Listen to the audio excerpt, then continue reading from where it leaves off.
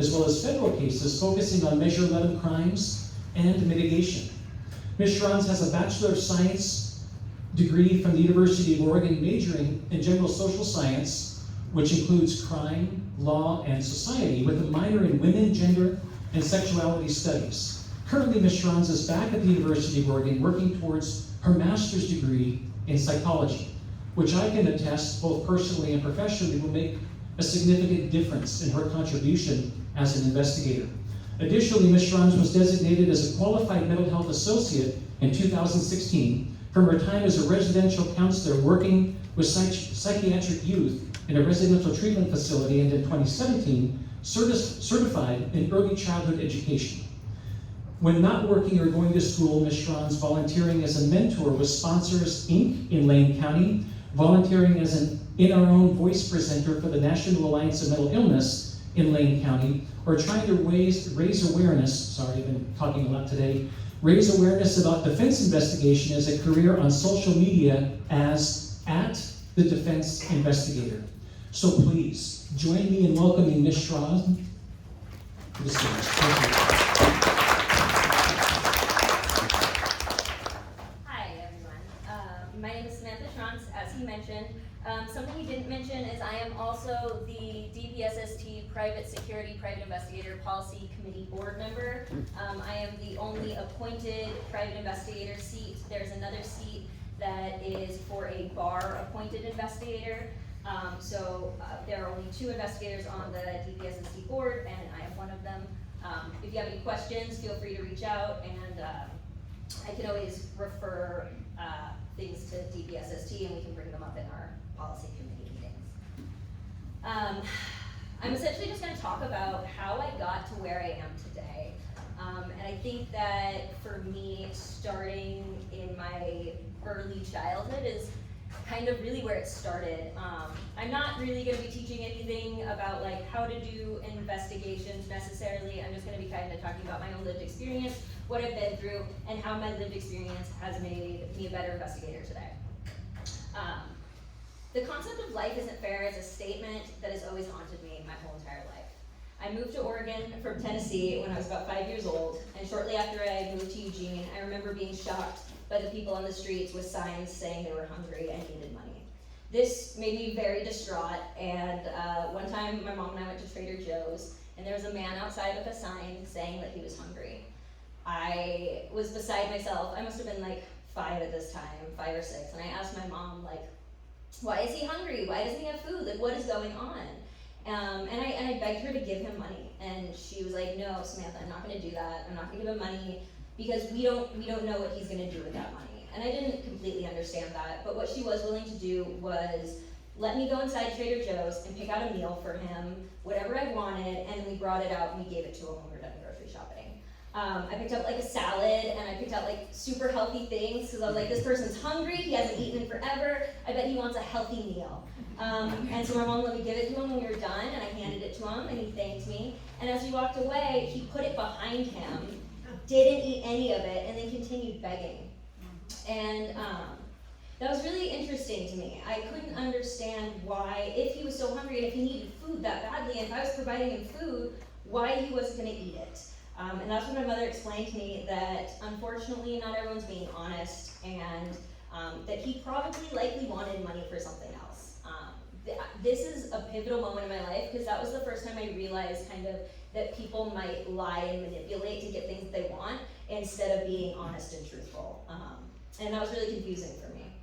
And then a few years later, I was watching Law & Order Special Victims Unit with my mom. That was one of her favorite TV shows at the time, and she would watch it every night before we went to bed.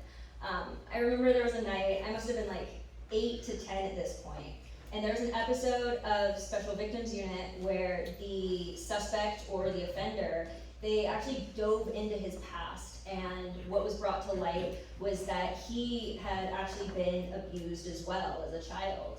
And I remember looking at my mom and being like, I don't get it. This isn't fair. Why does he have to go to prison because he was a child that suffered as well, and he essentially just didn't get the help that he wanted? And again, this is where that concept of my mom saying that life isn't fair and that sometimes we just had to accept that. But I couldn't. As a child, I questioned everything constantly. I couldn't figure out why life wasn't fair and why this was just a reality that people were just so easily accepting. It made me really upset, and I couldn't figure out why no one was doing anything about it. For full disclosure though, I was recently diagnosed with an other specified neurocognitive disorder, which has features of autism and social communication disorder, which is essentially a fancy way of saying that I am very neurodivergent. So the reason I'm bringing this up is because I don't know if my experience of questioning everything as a child was just from nurture or nature, or if it was coming from my neurocognitive disorder, which then affected the way that I viewed the world, and maybe for context is why I was more confused. Luckily, I just had a mother that loved me unconditionally and supported my unconventionality, and she just allowed me to thrive in whatever ways that I wanted to. I have personally been through a lot of childhood trauma. I had an emotionally abusive father. I had a mother that was absent because she was the breadwinner in our home. I experienced some childhood sexual trauma. Because my mom was gone, I raised my little sister, who's 7 years younger than me. I lost my virginity at 13 to an 18-year-old. I was sexually assaulted my freshman year in high school, and then I was ostracized during adolescence. Essentially, I was a secretly unruly teen. I was getting piercings, having sex with men, and engaging in high-risk behaviors. I thought of myself as broken, and the ridicule in high school just reinforced those theories. At one point, I had a friend from middle school come up to me and tell me that I wasn't raped, but if I was, I deserved it.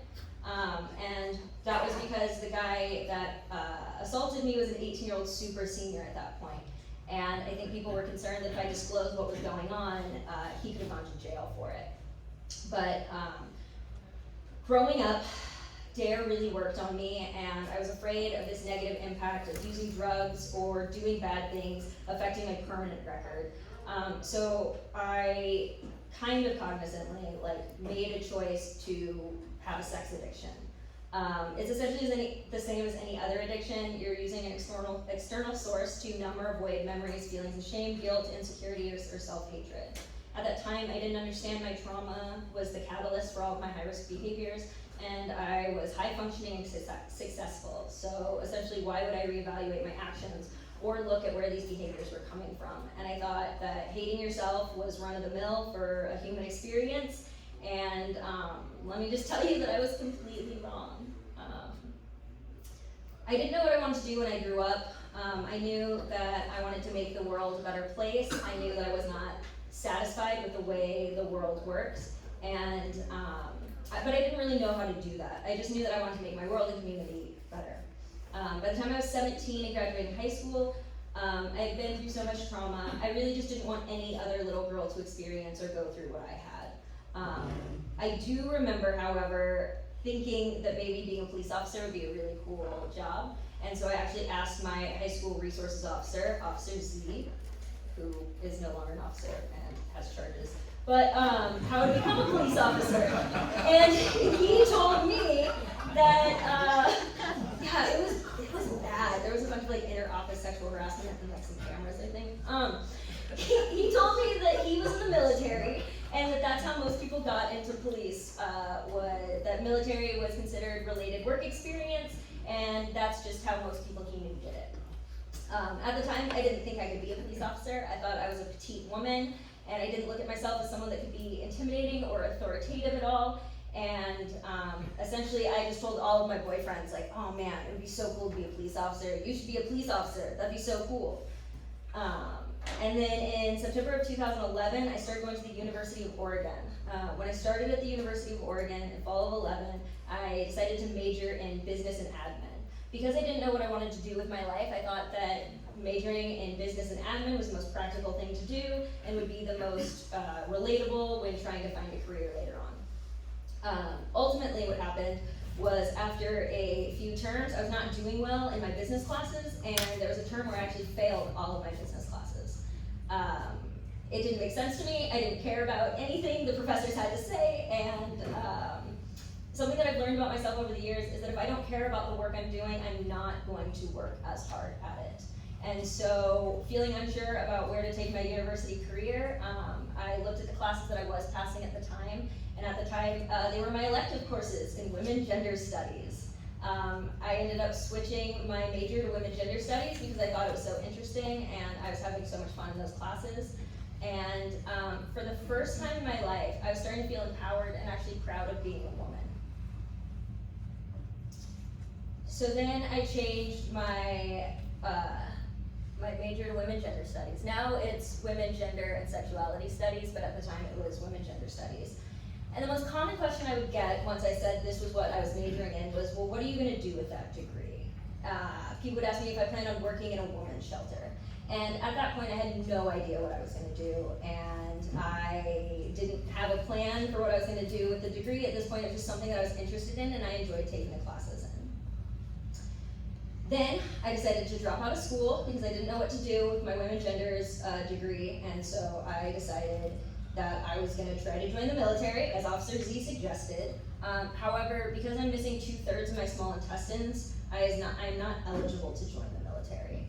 For me to join the military, I would have had to, my operations were within the first 3 months of my life, and so I would have had to request the pre-op notes, during op notes, and post-op notes for the military to evaluate and decide if they wanted to allow me to be in the military or not. So that was way too much of a hassle, and I decided to not go through with it. So then after I became a Springfield Police Department intern from April to June 2014, I dropped out of school, and then I started working for Securitas, because I thought that being a security officer could be related experience as well.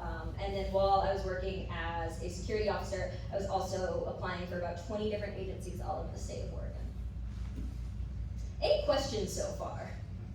All right, just plugging along. Then in February 2015, I was hired at the University of Oregon Police Department.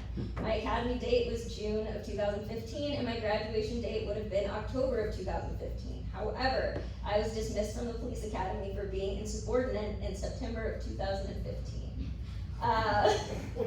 However, when I was dismissed, they additionally had like this laundry list of issues that they had with me when they went to dismiss me.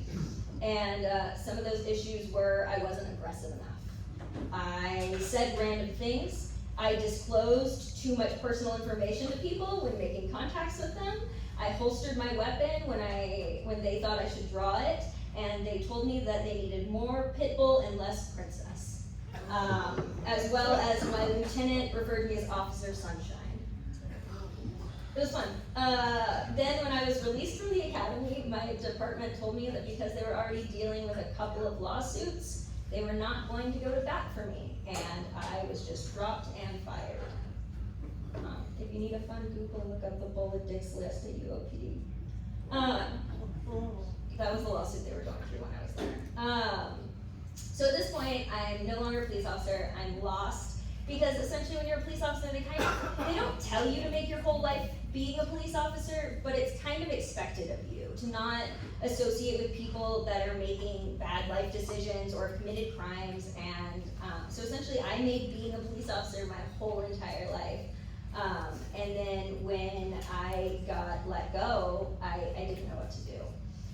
Additionally, during that time, I was also in an emotionally abusive relationship.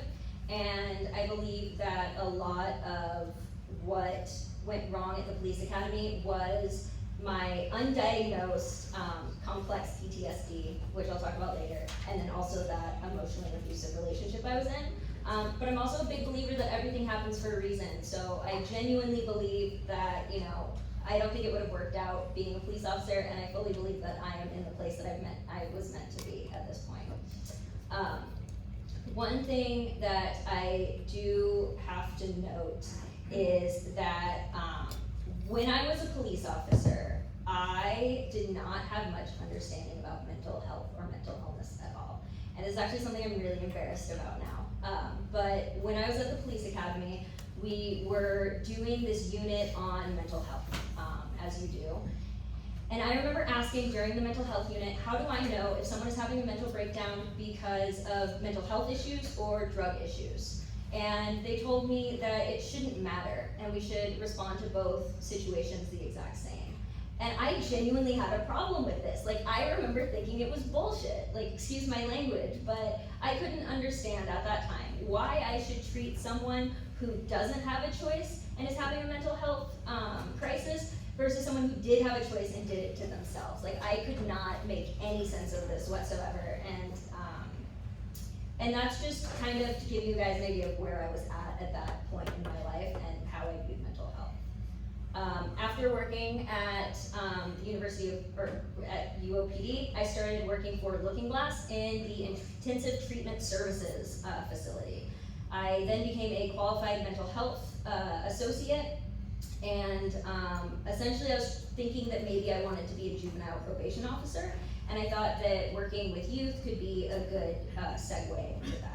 I started working there in December of 2015 as a residential counselor in a locked psychiatric youth facility with homicidal and suicidal youth.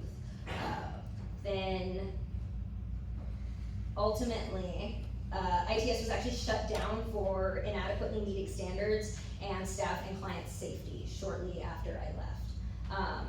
All of these kids in these units had severe trauma histories. They had been horribly sexually abused, physically abused, or emotionally abused. One of the kiddos I was working with had a father or stepfather, I can't remember, that killed someone and made her clean up and dispose of the body with him. When I would work with her, she would hear voices, scream randomly, and had difficulties identifying what was reality and what was not. While I was working at Looking Glass was when I first started realizing how much an individual's trauma history affects their current and daily mental health issues. Additionally, during this time, before my abusive relationship ended and before I left ITS, I didn't really enjoy anything about my life. My partner at this time was regularly reminding me how difficult I was and how lucky I was that he loved me, because no one else ever would. And during that time, I had a plan to kill myself. I left ITS and that relationship ended, and in August of 2016, I went to China for 3 months. When I got back from China, or while I was in China, I took a look at my life and reevaluated my career and devised a plan. When I came back to the States, I re-enrolled in the University of Oregon and started back in January of 2017.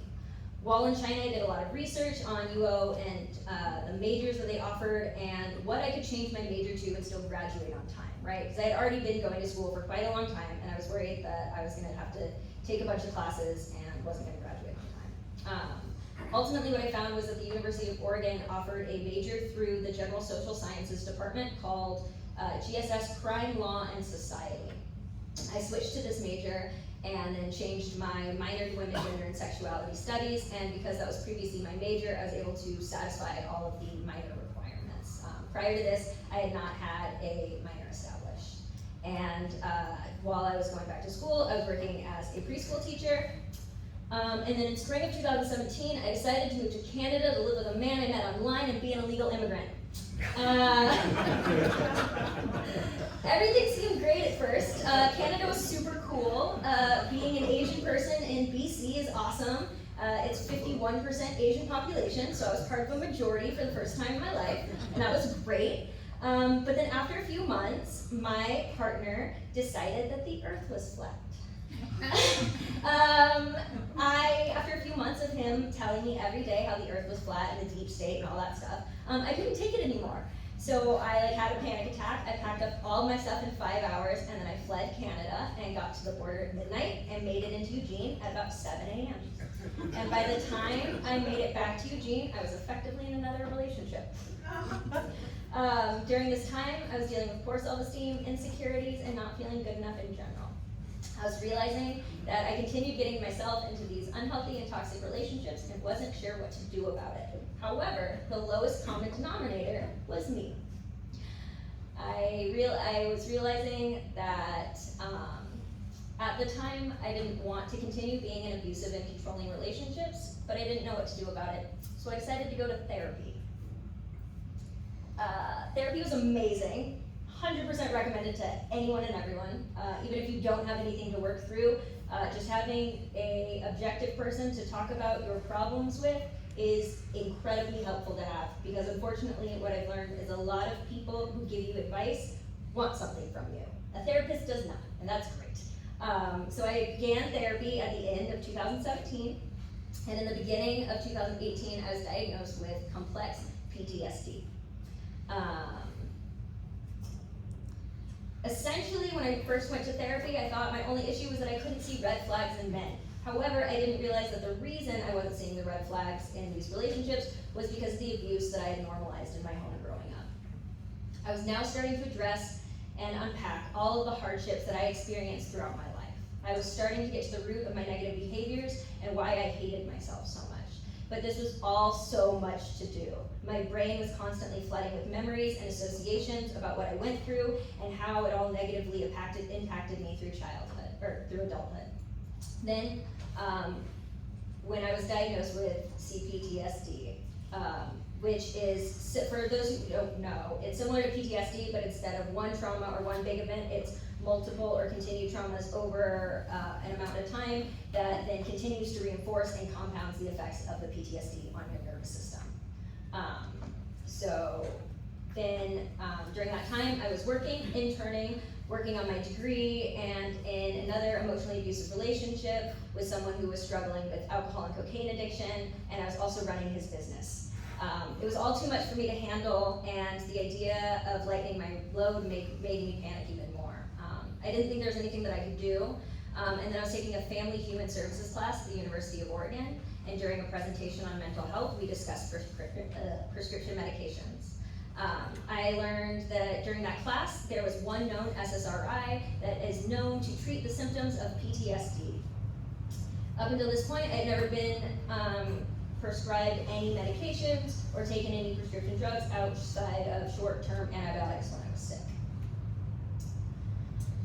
After the class, I went to my primary care physician and I asked them for a prescription for that SSRI. At first, they prescribed me something else that was tried and tested, and after a few weeks, I told my doctor that that's not what I wanted, and then I wanted that one specific SSRI. She obliged me and wrote me a prescription for 50 milligrams per day. The SSRI made everything awesome. I could do everything and was happy and fine all the time. I even started biking to work, and I also started working out 5 times a week on top of everything, and on top of all of my existing responsibilities. Then I went back to my PCP, and I was like, 50 milligrams is great, but let's do more. And she was like, all right, let's do it. So then she bumped me up to 100 milligrams of the SSRI per day. The only thing was, my pharmacy was filling both the 100s and the 50s. And so in my brain, if 100 is even better, I bet you 150 can only be better than that. So I started taking 150 milligrams of an SSRI every single day. At this point, I was flying high. Everything was great. I didn't need sleep anymore. And I was slowly slipping into insanity. I went for about 4 or 5 months. Ultimately, I didn't sleep more than 1 to 3 hours per night. At that point, I was going through a full-blown manic episode. It was completely insane, and honestly, to this day, a lot of that time is blacked out in my memory, and I don't know a lot of what happened. I was in and out of the hospital, and during that time, I was prescribed 11 different medications. I was prescribed antipsychotics, I was prescribed anti-anxieties, I was prescribed SSRIs, I was prescribed 2 different sleeping medications, one of them being Ambien. All of this instead of getting me mental health help. They just gave me 11 different medications. If I guess, you'll never guess what happened when I took 11 different medications. I went crazy. It all kind of came to a head when I called my mom and I told her, hey mom, if I drive into a building right now, the thoughts inside my head that aren't mine are gonna stop. And she said, okay, what about parking our car? And I was like, I don't wanna do that. And she was like, okay, but why don't you park your car? And so I did, and she stayed on the phone with me. And according to my mom, she drove 90 miles per hour to where I was and picked me up and took me to the hospital. Luckily, my mom had the resources and capacity to stop whatever she was doing in that moment and drive to where I was to help me with what I was going through. She was able to convince me to go to the ER, and once I was in the ER, I was actually able to convince all of the doctors and nurses that I was fine, and they told me I was good to go and released me. My mom then pulled the doctors aside and told them that I was going to leave here and kill myself, and that if they weren't going to do anything about it, she was going to sue them so hard they were going to have the biggest lawsuit they'd ever seen. And then they put me on an involuntary psych hold for 6 hours. Thankfully, because of my mom's advocacy, I was put on this psych hold. What was really interesting though is like all of my background, right, up until this point. So I'm not just like, in my mind, I'm not just like this typical person going into a psych ward. Like I'm pretty aware. And so they tried to take all my rings, bracelets, etc. I told them that they were all for religious purposes and that they couldn't strip me of my religion. That wasn't true, but let me keep my stuff. And then I had a really interesting interaction with a hospital security officer. He came into the room where I was and he had a knife on his hip.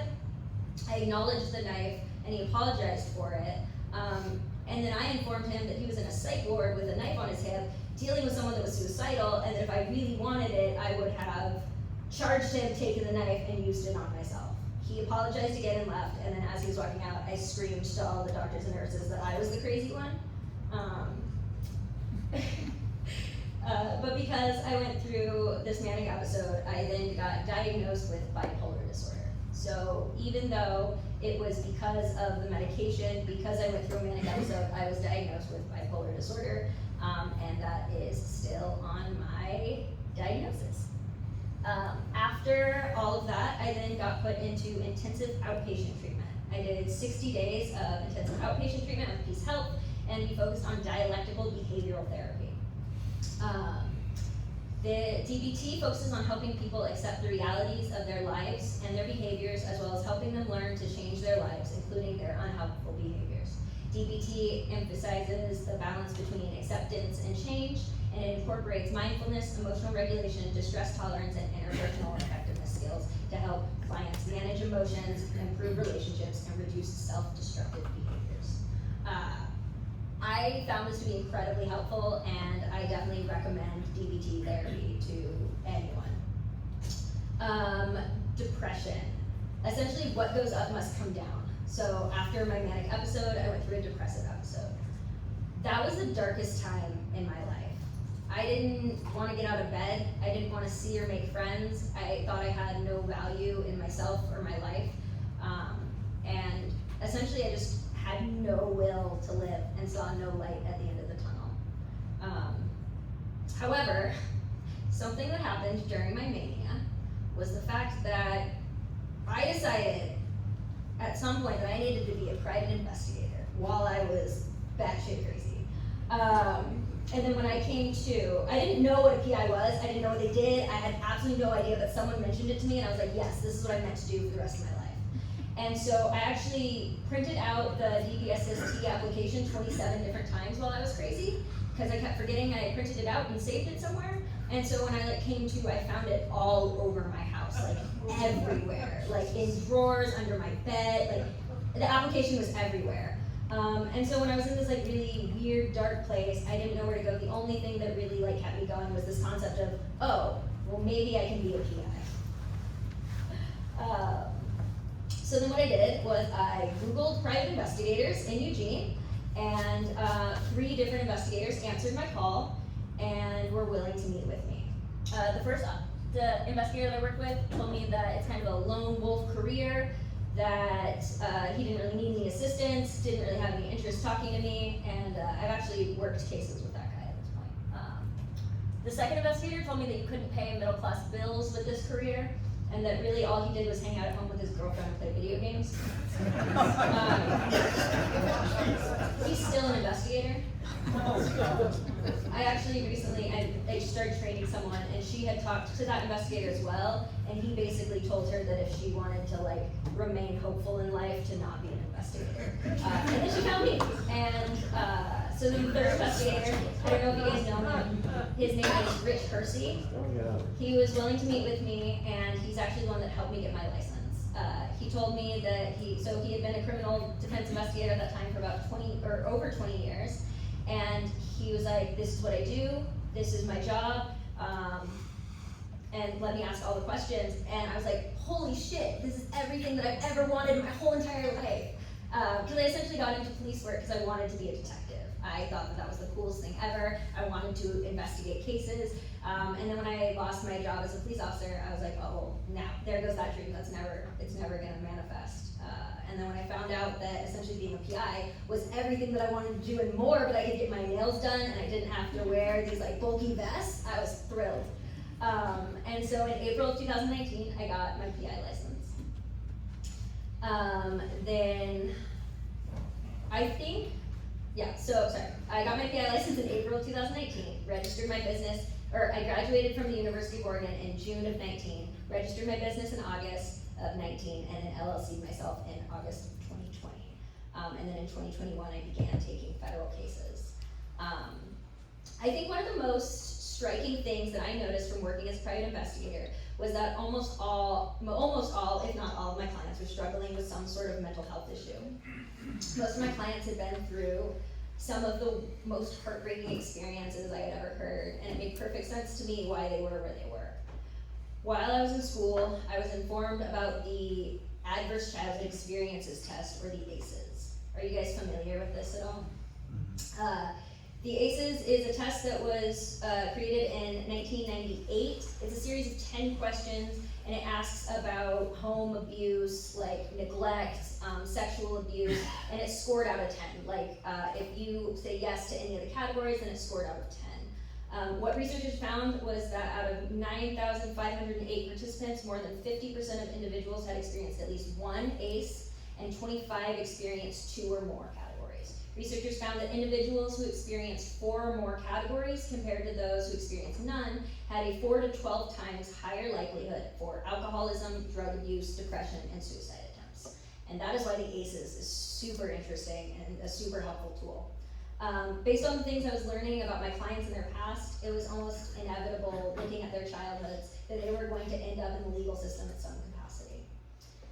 This was wild to me. It was so obvious, but that there was this direct correlation between childhood trauma and high risk or dangerous adult behaviors. But at the end of the day, we're all just humans trying to do the best we can with what we have.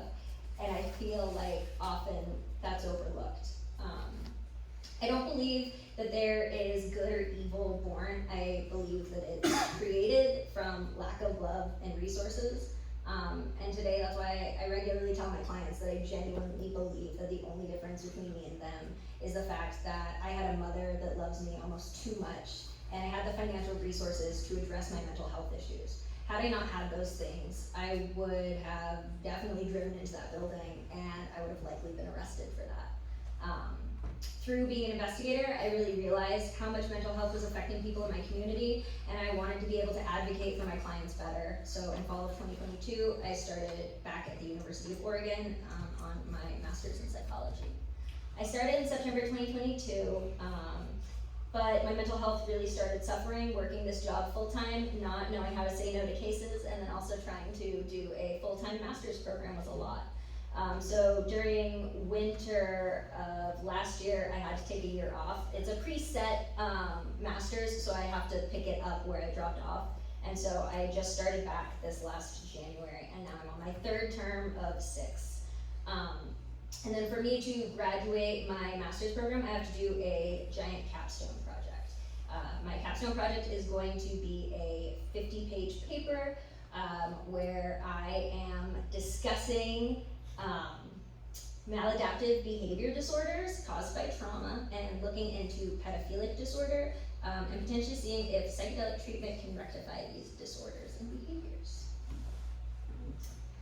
Does anyone have any questions for any of that? In the back. Can I ask, what SSRI was it? With Zoloft? Yeah. I'm also a speaker for the National Alliance on Mental Health, or Mental Illness, and one of the things they suggest is not telling what medications you use, just because a lot of people will then be like, oh, well that made X, Y, and Z happen, I should go get that med, or that had negative effects on them, no one should take that drug. I think that PIs, it's a little different, so I think that I can disclose that to you, but yeah, that's why I tried to leave it out. Okay. You mentioned that you also mentor with sponsors. How do you feel that with your personal background, does that help with those mentorships, or talk more about that? Definitely. Also, they all love what I do for a living. Like, they think it's the coolest thing, and they all have questions, and almost all of them are like, man, I wish that I would have known this was a job before I got in trouble. And so yeah, I definitely feel like I can relate with them in a lot of ways. That I think a lot of people have this perception of me as being like very successful and put together, and I think a lot of people don't imagine that I've been through the severe like traumas that I have. And so I feel like being able to disclose that to people and kind of humanize myself then gives me an ability to relate, where I think that maybe had I not gone through those experiences, clearly because of my view previously on mental health, I wouldn't be able to hold that space for them. That's it. I wanted to acknowledge how brave it was of you to disclose all of this. Thank you. I genuinely believe that if more people don't come out and talk about their mental health experience, nothing will ever get done about it.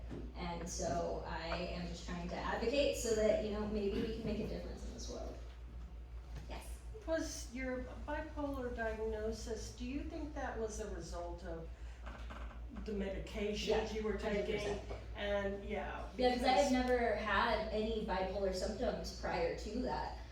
But what was interesting is once you have a manic episode, you are 25% more likely to have another manic episode in the next 4 years. So then I had to be on a medication to keep the mania at bay for 4 years before they would allow me to advocate to take myself off of it. And then I had to come up with a plan with my mom, a plan with my husband, and a plan with my psychiatrist, and they all had to like be on the same page and communicate before they would allow me have the autonomy to choose to not taking a medication. And then I stopped taking the medication, and I was so much more awake, and my brain was working so much better, and I think I just cried for a whole day, because I was like, holy shit, I've been on this medication that's been affecting my cognitive abilities that no one would let me get off of, and that was really disheartening for me.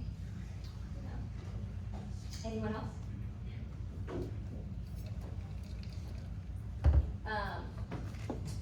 Social media stuff. I am trying to raise awareness about this career and about mental health stuff. I am the defense investigator on Instagram and kind of TikTok, I guess. And then I've also recently started a podcast called Truth Beyond Justice. It's on podcast, and then I also upload videos to YouTube. And my podcast is essentially me talking with people who have either been arrested, my clients, people that have kind of unconventional experiences with law enforcement or with the legal system. I feel like a lot of the podcasts out there right now are from the view of law enforcement, and it's really criminalizing people who are struggling with mental health and stuff. And so it was huge and important for me to start a platform to give a voice to the people that maybe don't usually have a voice. Thanks for listening. I appreciate it.